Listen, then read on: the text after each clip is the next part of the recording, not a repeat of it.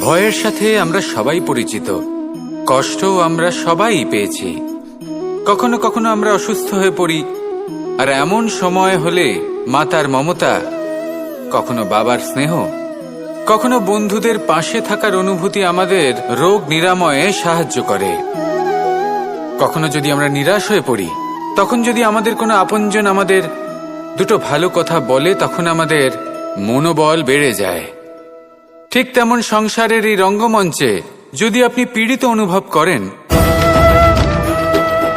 কিছু শুভ কথা আলোচনা করুন, কিছু স্তুতি গান করুন, কিছু মুহূর্তের জন্য হলেও নিজের ইষ্টদেবের কথা স্মরণ করুন আর প্রার্থনা করুন।